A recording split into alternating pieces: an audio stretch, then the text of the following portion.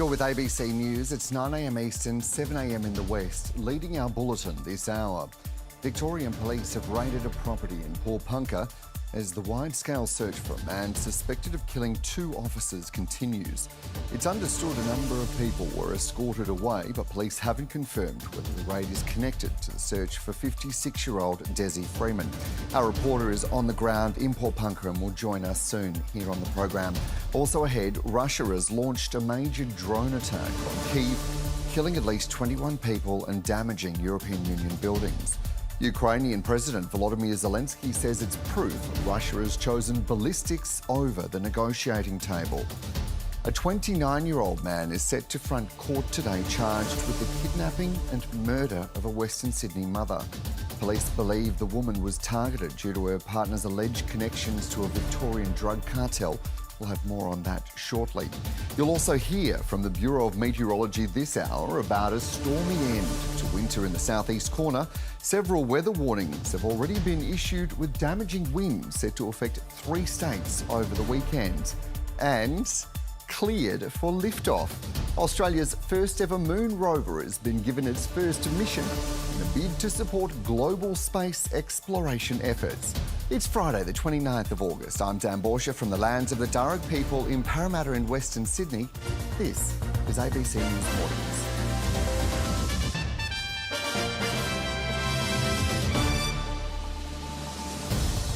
First to Victoria, where the manhunt for the alleged killer of 2 police officers is continuing for a 4th day.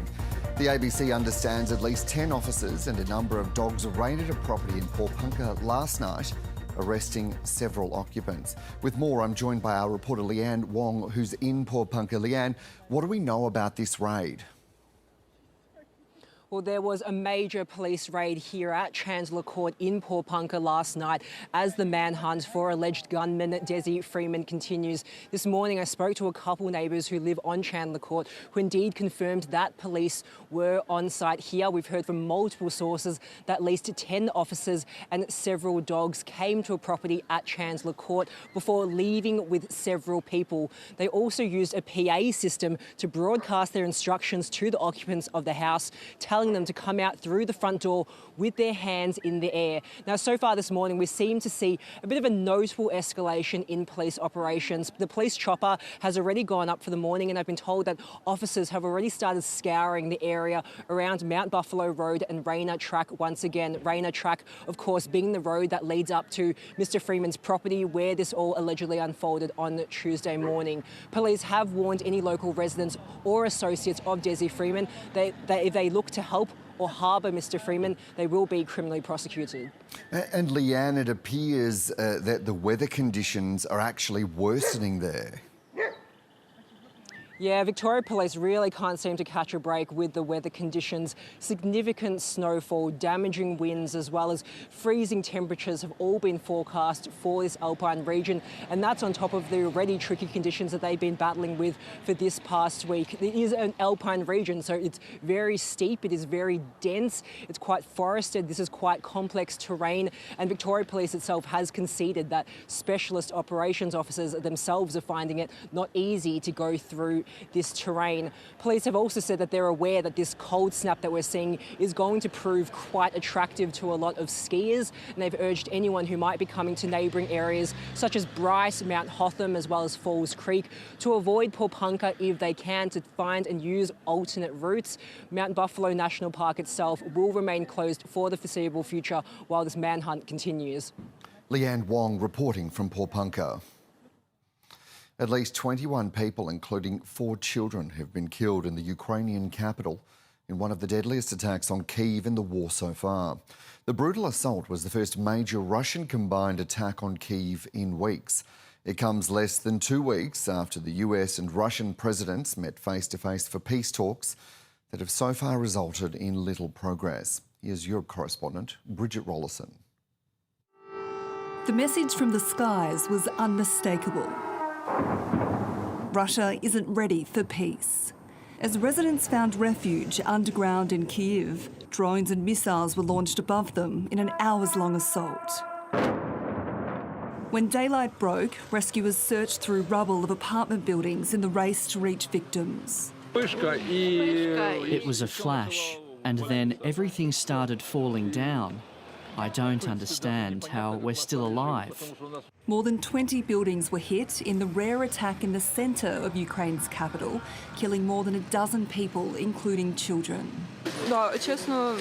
Honestly, it's never happened before that they attacked so close to me. When Vladislav's home was struck, he started clearing the wreckage to save his neighbours. The missile hit and people were simply thrown by the impact. They were lying there. There was a woman and her child. World leaders have condemned the brutal attack after the EU headquarters and British Council buildings in Kyiv were also damaged. This is another grim reminder of what is at stake. It shows that the Kremlin will stop at nothing to terrorise Ukraine. President Volodymyr Zelensky says Moscow has chosen ballistics over peace, but Russia disagrees. Russia remains interested in continuing the negotiation process in order to achieve our goals through political and diplomatic means.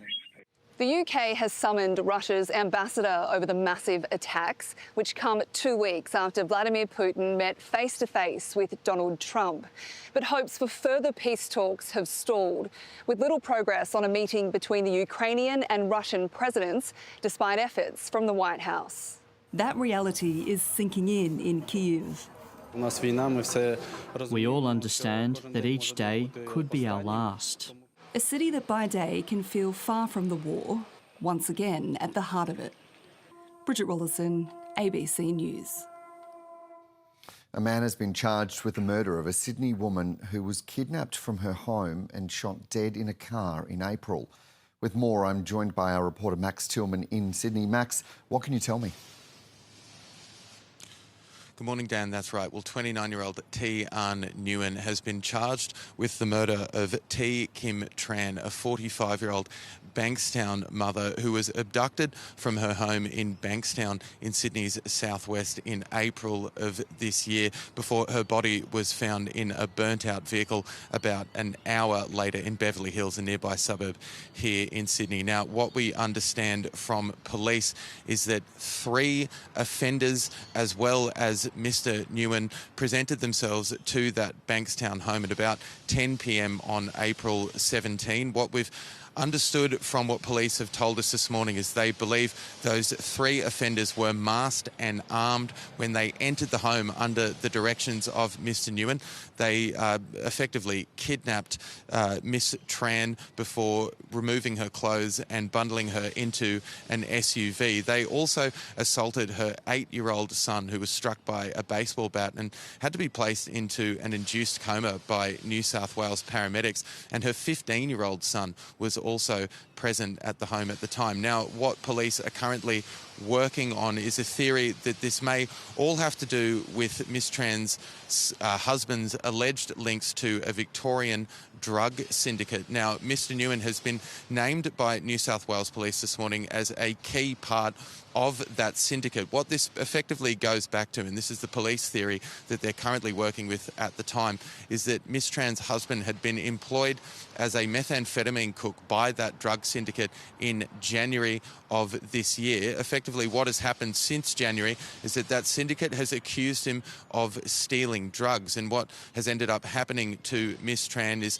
being described by New South Wales Police as a callous act of vengeance. Now, police say Mr. Nguyen was intimately involved in not only the planning of this crime, but the execution itself. Police have said that he escorted 3 other masked and armed attackers to that Bankstown home, effectively in a convoy of cars, and was an intimate link between the Victorian syndicate and those who were responsible for enacting the crime here in Sydney. Police have also gone as far as saying that they believe those 3 other offenders who were present at the home during that abduction and ultimately the murder of Miss Tran are still at large. And police have also said that there usually appears to be somewhat of a code of conduct amongst criminal organisations, and involving women and children seems to be very much a breach of that code of conduct. They've gone as far as saying it could very much send ripples through Sydney and Australia's broader criminal network. Let's take a quick listen to what police had to say. This is a threat of violence from a criminal syndicate group that couldn't find the male, so they resorted to family members. We don't see that too often in New South Wales. It's extremely rare, and certainly this organised crime group have I'd say upset a few people out there in the criminal milieu, because this is not the norm. This certainly is not the norm. Family, females, children are normally not involved in these type of revenge attacks. There we go. There's New South Wales Police reiterating what they'd said earlier as well. And this goes back very much into the early days of this investigation, that New South Wales Police was shocked to see that women and children had been involved in what had effectively been an issue amongst this alleged criminal network. Now, Mr Nguyen is expected to face Bankstown local court today for his first court appearance. He's been charged not only with the murder of Miss Tran, but a grievous bodily harm charge as well in relation to her 8-year-old son. Max Tillman reporting from Sydney.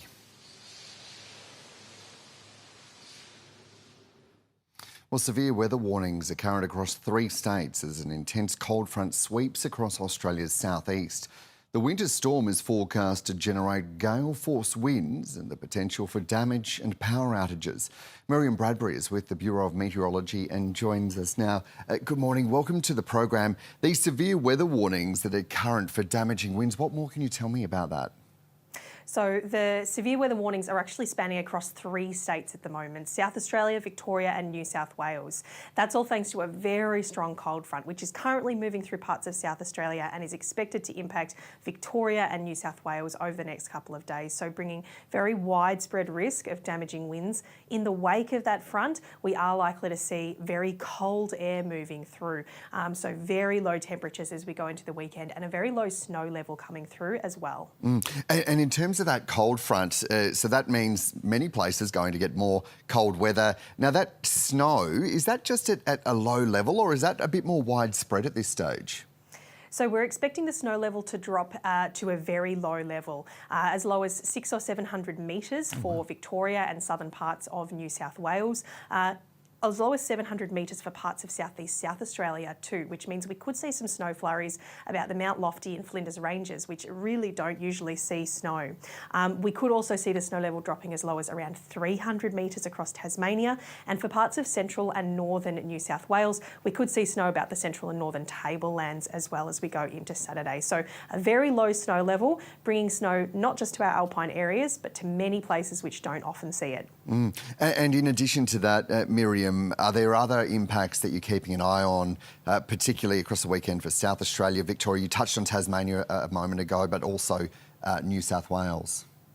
Yeah, a couple of other hazards we're keeping an eye on, apart from the winds and the cold. Of course, this cold front will bring showers and thunderstorms. We could see moderate falls in some areas, with storms potentially tending severe at times and bringing a more acute risk of damaging winds. In terms of the rainfall, generally moderate rainfall totals, but that could have some flooding impacts, particularly for northern Tasmania, where we've got a couple of minor flood warnings still current. Finally, for New South Wales, we are potentially going to see some hazardous surf conditions developing through the weekend as we see a strong southerly swell come up in the wake of that cold front. And look, just finally, and looking ahead, is there anything that you're keeping an eye on that we should be knowing about or thinking about at this stage, Miriam? Yeah, look, across the weekend, this system is going to move off the coast, so we will see a gradual easing in conditions. But I guess the thing to note is that we're not really expecting a complete clearing in that wet weather for the southeast until well into next week. So we will see a few showers continuing across those southeastern areas, but the snow level will lift and the winds will gradually ease off. Miriam Bradbury, Senior Forecaster with the Bureau of Meteorology. Thanks so much for joining us this morning. Much appreciated. Thanks. Well, there are major delays on parts of the Sydney train network due to signalling problems at St James Station in the CBD. With more, I'm joined by Danuta Kazaki from Central Station. Danuta, what are commuters dealing with this morning? Good morning, Dan. Well, it's a mixed bag for commuters in Sydney at the moment. I'm not going to call it Freaky Friday because it's not Freaky Friday for everyone. The main services impacted are on the T2, the T3 and the T8, which is mainly in Sydney's inner west and southwest. One of the most severe impacts has been for Sydney Airport. People trying to go to and from Sydney Airport are facing major delays this morning, especially via Revesby. There was one service in particular this morning that people had to wait an hour and a half. At the moment, buses are replacing trains in some areas between Campbelltown and other parts in the Macarthur region, and the Transport for New South Wales authorities are confident they'll have urgent track repairs finished soon. Danuta Gazaki reporting from Central Station in Sydney. The jury in the trial of celebrity crocodile wrangler Matt Wright will continue its deliberations today after failing to reach a verdict yesterday afternoon. Mr. Wright pleaded not guilty to 3 counts of attempting to pervert the course of justice following a fatal chopper crash that killed his close friend and co-star Chris Willow Wilson. Before retiring, the jury heard the closing address from Mr. Wright's defence team. Olivana Lathouris has the detail. In a 2-hour closing address to the jury, Mr. Wright's defence team went one by one through each of the counts of attempting to pervert the course of justice, pointing out what they say are deficiencies in the Crown's case. Mr. Wright's barrister, David Edwardson KC, opened his closing speech by telling the jury that there were no winners in this case. He said the group of friends involved in the trial, who were once as thick as thieves, had been split apart and changed forever by the tragic helicopter accident in 2022. The prosecution allege Mr. Wright tried to interfere with the crash investigation in the days and months after the February 2022 accident. On count 1, it's alleged Mr. Wright lied to police in a recorded interview days after the crash. On count 2, it's alleged Mr. Wright asked the injured pilot to doctor flight records during a visit to hospital.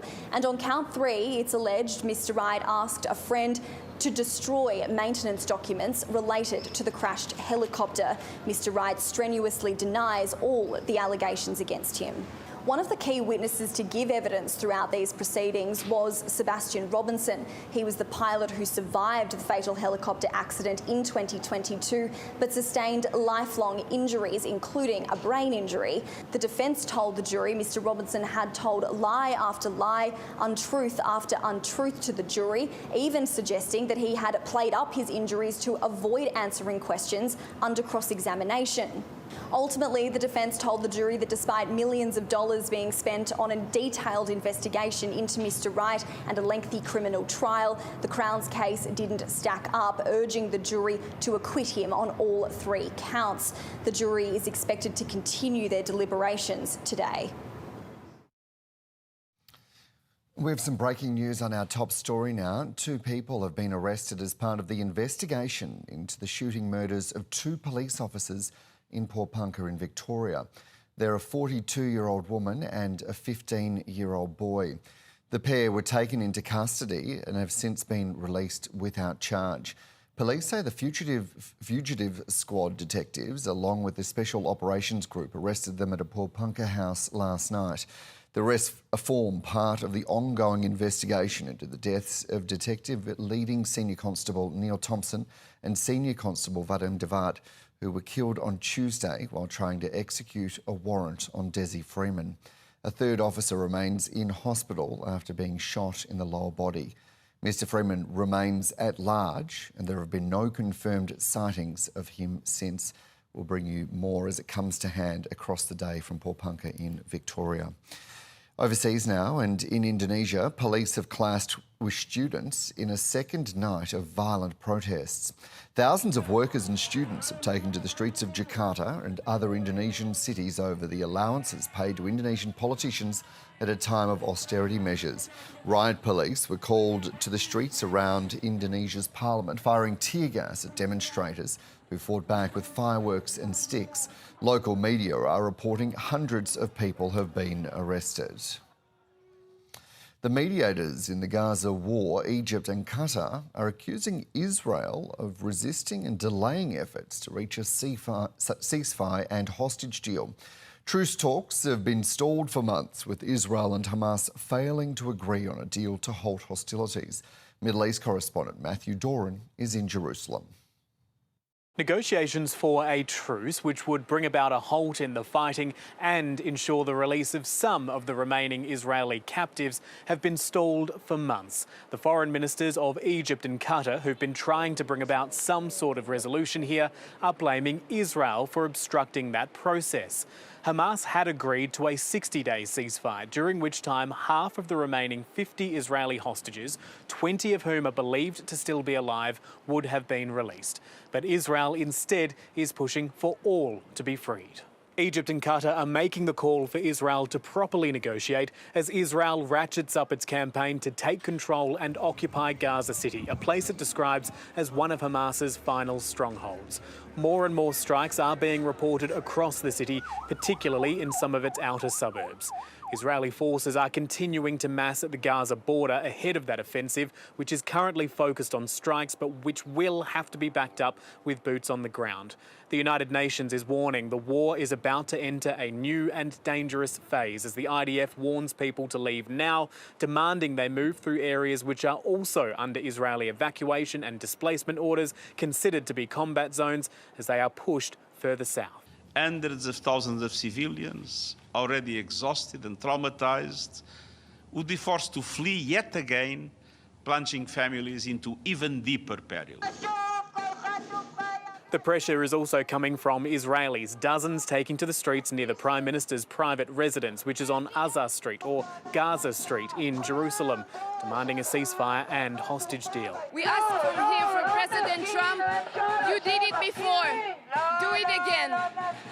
Seal a deal and bring back 50 of our hostages. Only when the last hostage is back, peace will become here. A lot of the protest action in Israel forcing Mr. Netanyahu, or trying to at least force him to accept a deal, is also focused on putting pressure on the Trump administration to in turn pressure Mr. Netanyahu. But to this point, the US president has largely given Mr. Netanyahu free rein when it comes to making decisions in Gaza. So that means that those calls for Washington to intervene may well fall on deaf ears. That is, unless Mr. Netanyahu frustrates Donald Trump to the point that he demands he change course. Israel has launched airstrikes on Yemen for the second time in less than a week. The strikes hit densely populated areas south and west of the capital, Sana'a. The Israeli military said it hit a Houthi military target without providing further details. There are no immediate reports of casualties. At least 10 people were killed in separate Israeli airstrikes on the city on Monday. Police in the US state of Minnesota are examining videos and writings left by a school shooter in Minneapolis. 2 children were killed and 17 people injured in the attack, which has again prompted a national debate on gun control. The daily sounds of life on this Catholic school campus now ring in a procession of grief. The community has been returning to the spot, now marked by 2 tributes, where children came yesterday for a mass whose theme was a future filled with hope. She just loved it. The school is her thing. And Among the survivors is 11-year-old Chloe Francoel. Her dad, Vincent, rushed to the school when gunfire broke out. She is physically unharmed, but Vincent says he is unsure how she will cope. One thing that you get is this guilt trip, and Chloe actually, we're getting bits and pieces from her story, and she's having a bigger guilt trip. Chloe barricaded herself in the church basement, becoming yet another child witness to America's untreated epidemic of gun crime. Someone is trying to make America great again, but why don't we start by get our kids safe at school? This is not gang shooting, this is not drug thing, this is not a banger, this is kids who just want us to go to school. And, you know, and one of the most wealthy countries can't even keep their kids safe at school. The FBI is treating the attack as a hate crime and domestic terrorism. Police have been searching 3 residential properties linked to the assailant. Robin Westman, who legally changed her name from Robert in 2020, was a former student at the school whose mother had also worked there. Westman left a YouTube video describing being depressed and showing off guns and ammunition alongside racist, anti-Semitic and other violent messages. In an update tonight, police said the assailant appeared to hate everyone except other school attackers who were idolized. The shooter was obsessed with the idea of killing children. The shooter saw the attack as a way to target our most vulnerable among us while they were at their most vulnerable at school and at church. So the focus now is that a 23-year-old who would later leave this chilling and disturbing video was recently able, legally, to buy multiple weapons, including a semi-automatic rifle. And this in a state that has some of America's toughest gun laws. So what are we talking about? When we talk about action, we need to talk about the action steps that need to take place. We need a statewide and a federal ban on assault weapons. At the vigils, this community has heard how teachers threw their bodies on top of children to shelter them. It was the only protection they had in a country whose leaders witness this recurring tragedy but won't change the law on guns. The federal government has moved to reassure the disability community that no one will be left behind under its plan to divert children with developmental delay or autism away from the National Disability Insurance Scheme. Families have been calling for more detail about the government's new Thriving Kids program since it was announced last week, but the NDIS minister says the program is yet to be designed and an advisory group will get to work next month. What colour? As Perth mum Claire Mackay plays with her 4-year-old son Clark, she reflects on how far he's come. He's got about 20 words now. We've got a little communication device that we use which he can use fluently. Clark is autistic. Yellow. Since becoming a participant of the NDIS a year ago, Clark's developed new skills thanks to speech therapy. But his mum worries the federal government's announcement to divert children with developmental delay or autism away from the scheme and into a new program called Thriving Kids threatens Clark's progress. It really felt like the rug had been pulled out from underneath us. Thriving Kids is just one way the government is attempting to rein in spending on the $48 billion NDIS. It's due to start in less than 12 months, but the program has not yet been designed and the absence of detail is fueling concern within the disability community. The Minister Mark Butler says the program will leverage off existing systems, and he's pointed to the Inklings program in Western Australia as a good example of a service successfully providing early intervention support, with children offered 10 sessions with an allied health professional. Best practice supports happens in those mainstream settings in which kids live, play, learn. And the NDIS model does not necessarily allow that in all circumstances. Independent advocate and autistic woman Claire Gibellini says she's worried Thriving Kids will see a move away from the individualised support autistic children need. Autism is incredibly diverse and people's needs are fluctuating. Individual supports, yeah, it might front load the costs, but in the long term, we know that it actually leads to better outcomes. The Minister Mark Butler has told the ABC an advisory group will meet next month to begin work with the community on the design of the program. He's reassuring parents he's determined to build a system to support children and their families. Naz Campanella, ABC News. Antarctica attracts more than 100,000 international tourists each year, including almost 10,000 Australians. But new research has highlighted the significant carbon footprint of people travelling to the remote polar region. It's a destination like no other place on the planet. Welcome to the Antarctic. But getting there comes at a cost to the environment. It's still one of the most intensive carbon emission destinations around the world.